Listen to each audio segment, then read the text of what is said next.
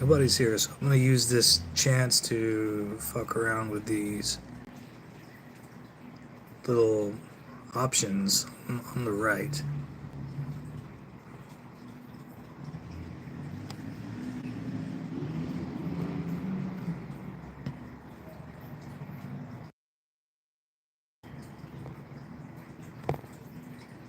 Don't exactly know what I'm doing. Not sure what I just pressed. But yeah, I thought about introing in with me on guitar, but um, not playing so good today. Kind of celebrating Christmas Eve a little early. Got some holiday cheer right here. Not really much to talk about. Had a couple of subjects in mind, so I'm gonna fuck with this menu on the right side of my screen again. See what my options are.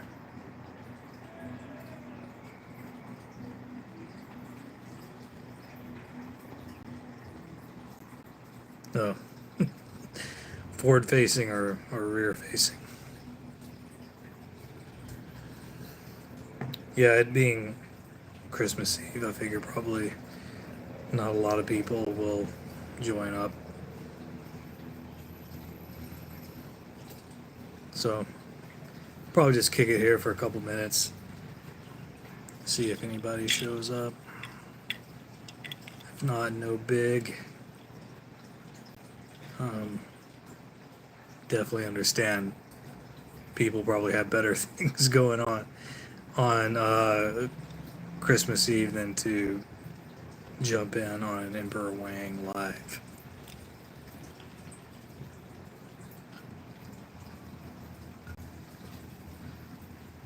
How did this get a like? There's nobody here. If you're here, show yourself. Identify yourself. The password is Snickerdoodle.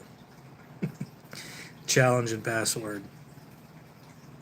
If I sound a little rough, so this fucker, I got my bathtub refinished, and two guys showed up to refinish my bathtub, and like the one who was clearly in charge was all coffee sniffly, and he's like, "Sorry, I'm really sick."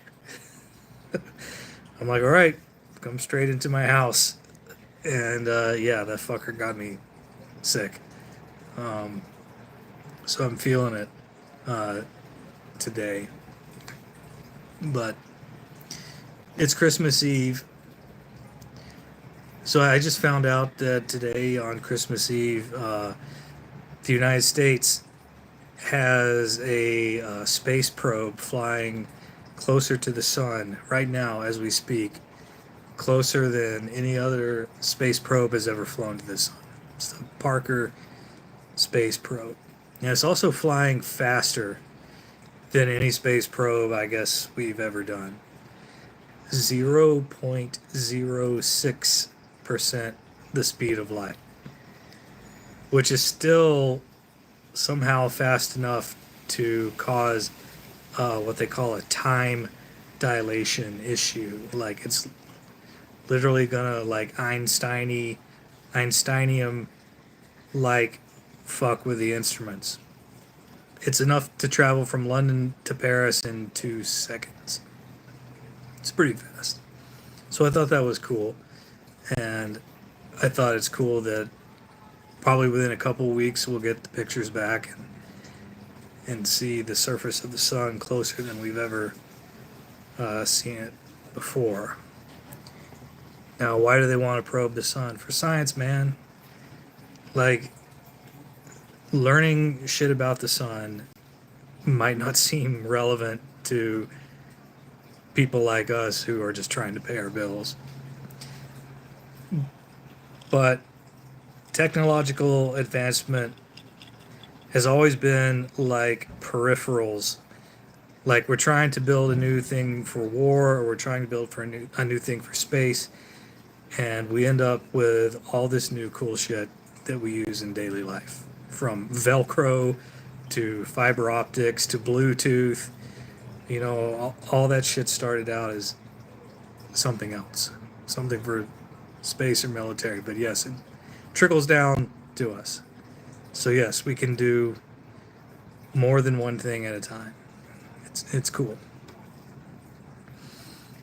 So speaking of space stuff, you know, I wanted this live to be like a current events sort of thing. I keep saying that. I need to stop saying that. I think you guys get the picture at this point.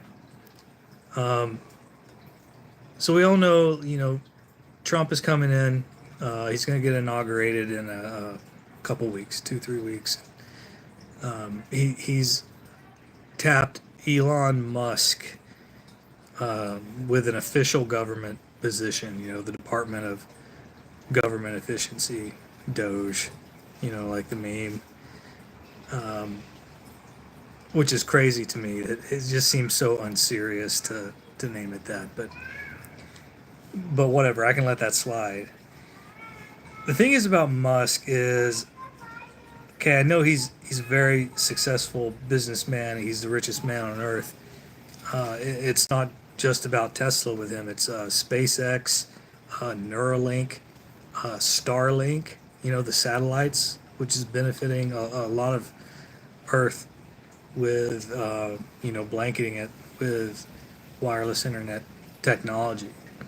So all of these companies need to exist, in my opinion. We need a Tesla. We need a SpaceX.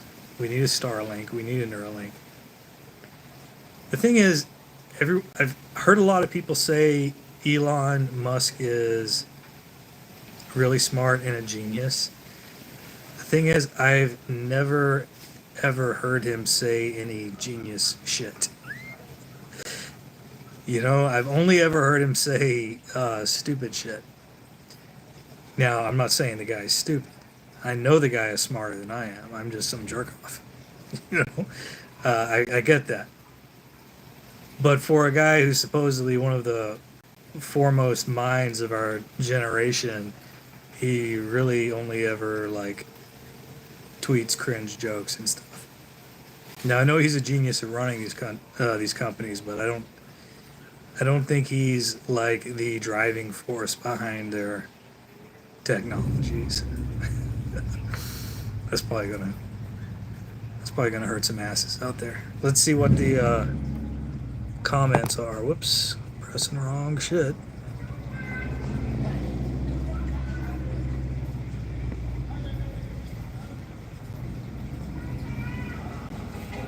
I just diarrheaed on the floor.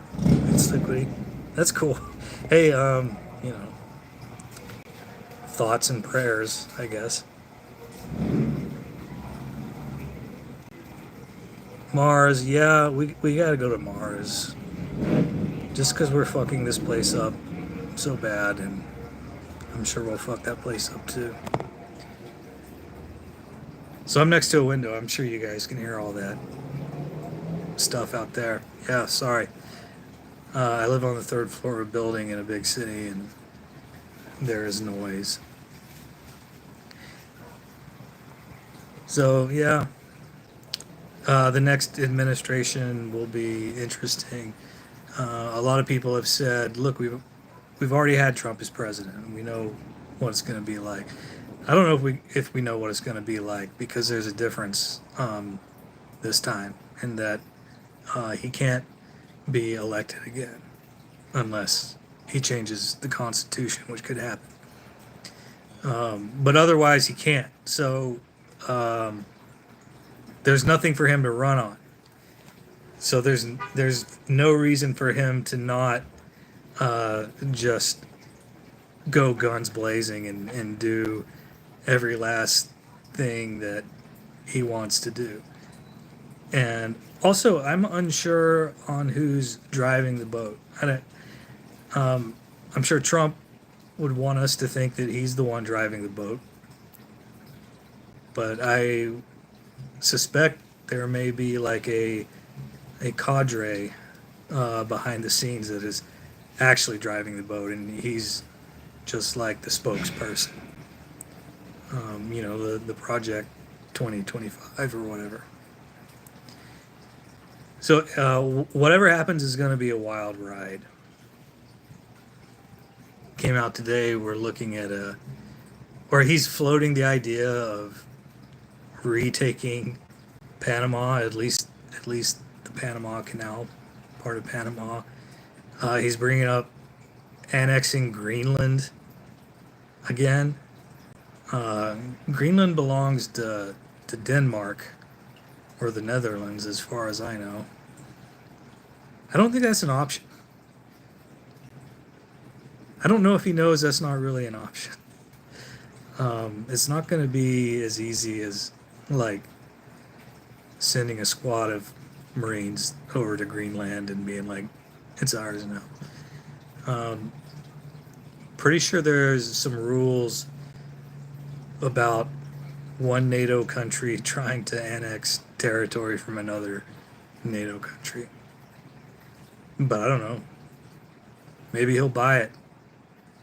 Maybe Greenland will be like the next Puerto Rico, like a territory. Sorry. Could happen. Anything could happen. All bets are off as far as I'm concerned. But yeah, let's go Prince Baron Trump. I saw a clip of that dude talking for the first time. Maybe you guys saw it too. Uh, Dude's like 6'9" or something crazy. Trump's a tall guy, and then he married his Eastern Euro geisha chick, and those Slavs are tall. If you watch NBA, like the tallest people in NBA are all Slavs, like Eastern Euro dudes.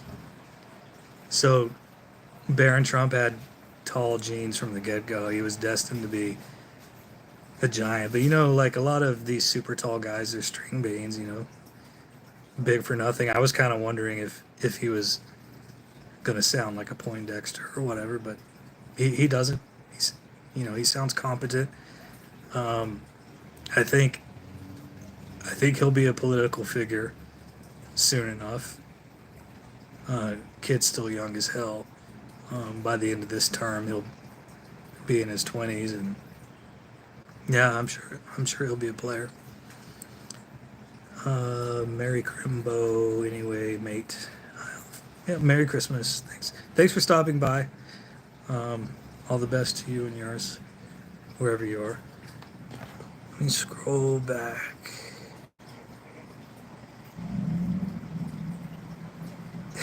this, this, oh, we have a bunch of non-serious people in the chat. That's cool. I dig it. So yeah, SpaceX. I wonder how it's legal for Musk to have an actual position within government, because his SpaceX company relies on government contracts. So is there not a clear conflict of interest to have the head of a company that relies on government contracts to be in government? It kind of sounds like the type of corruption they busted over 100 years ago with like the rail barons and stuff, the Rockefellers and all that. I don't know. I'm a lawyer.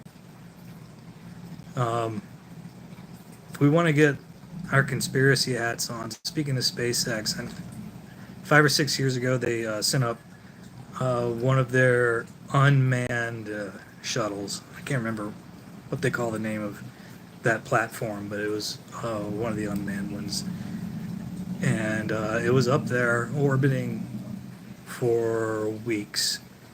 And I read a few news articles on it, and it just always said that the payload was classified. No big deal. Um, it just so happened that around that time, I was still in the military. I was in the National Guard. Yeah, I know Nasty Guard.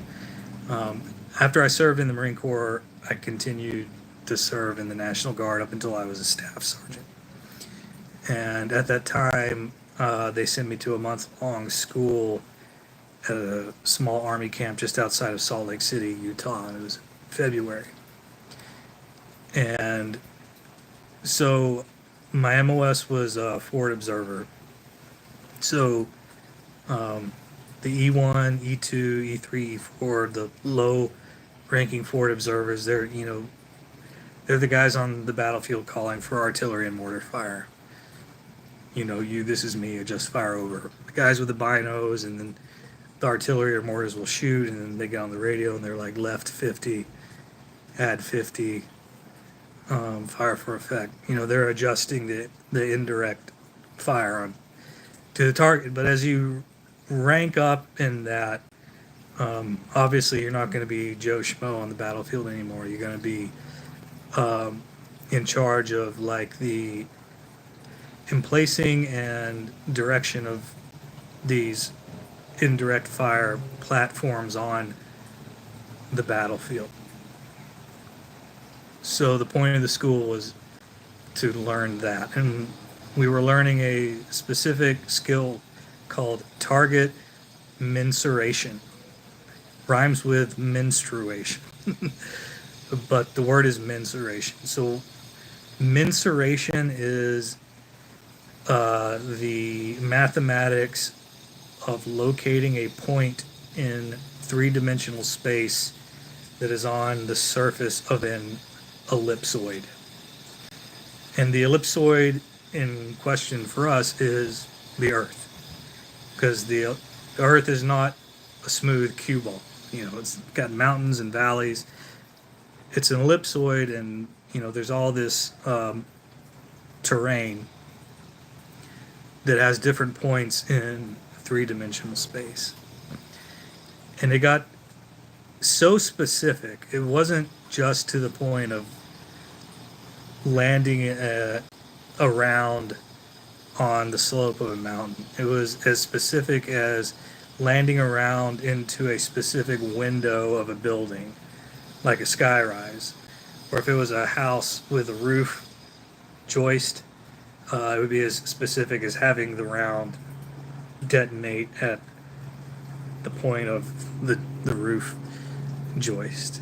We're talking like a 1 meter box in three-dimensional space.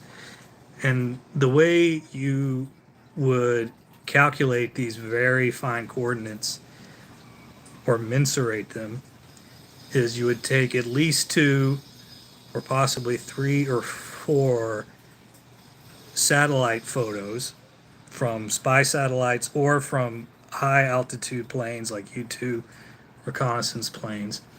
And then you would overlap all the photos until the exact point you wanted to hit was overlapped in all of the photos. And then the computer would, at that point, generate the coordinates. But we would have to manually align all the photos. And for training, and this was in a skiff, so no cell phones in. Any notes we took inside could not go out, so there was no way to study. Like we were slicked going in and we were slicked going out. And if I was still in the military, I wouldn't be talking about this at all. But I'm out and my security clearance has expired. I'm getting to a point. Just bear with me. So we were doing all of this as, staff sergeant forward observers, but it was never communicated to us as students in this class what weapons platform we were talking about using here. We didn't think it was, us students, as we talked to each other, we didn't think it was any land or sea surface based platform like a carrier or whatever, because all of the photos we were using were top down. It seemed clear to us that whatever weapons platform we were training for, whatever it was probably satellite based. And getting back to that classified payload, SpaceX ship. It's long been rumored that the U.S. is in possession of a kinetic weapon called Rods of God. And by kinetic, I mean there's no explosive payload, there's no gunpowder or primer thing that launches it. It's merely the kinetic force of something that impacts. And we already have that. We have rail guns on carriers. If you play, like Halo, you know what a rail gun is. There's no gunpowder, there's no payload. It's electromagnetic forces that launches just a chunk of metal. Well, in the case of rods from God, that chunk of metal would be something the size of a telephone pole of solid metal that's basically just dropped down from a satellite, and when it hits the Earth, it hits the Earth with the force of like an asteroid impact. So you get all the force of like an atomic bomb, but without any of the radiation because there's no payload. But anyway, that was the consensus from us in that little super secret squirrel class. That was a cool rant, right? Oh, Check Stacker's here. 3D Woodworks is here somewhere. How are you guys doing? Let me stop flapping my jaws and like actually address some of you guys' comments. Merry Christmas, brothers. Yes, Merry Christmas.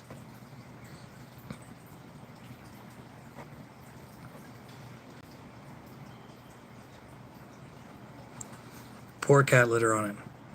Well, I have a surplus of that now that my poor sweet cat passed away a few days ago. Yes, I'm still mourning the cat, Maxie. So tomorrow's the big day.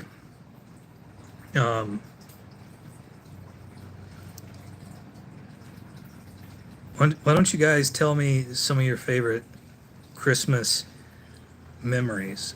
I'm big into nostalgia. I'm big into 80s nostalgia. A lot of the stuff I consume on YouTube, obviously, is coin stuff, because that's the hobby I'm most passionate about. But a lot of what I watch is 80s and 90s nostalgia, just because I love going down memory lane. So for me, I had one perfect Christmas as a child, and it was 1986. So my dad had a good year that year at the tire plant where he worked, and we had a strong economy back in the 80s. Shout out to Reagan. And it was a good year. So yeah, he spoiled me and my brother.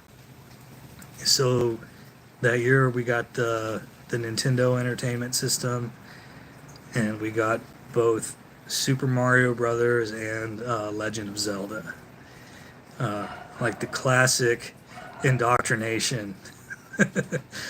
And yeah, I've been a retro gamer ever since. I was 5 and got 2 of the best video games ever made that year. Yeah, fond memories. Me and my brother both. We're both in our 40s now, and we both retro game. We both still play NES games like nerds. It'll happen to you, for you youngsters out there. Well, so I've got some stuff to take out of the oven right now, so I have to cut you guys loose. But I appreciate all of you being here with me. I love all you guys. Merry Christmas. Probably won't see you guys tomorrow, but I hope it's a great day. Tomorrow's the big day. Love and peace. Cheerio. Out.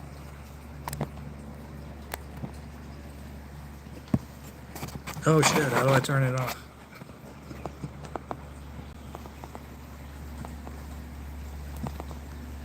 All right. Good night.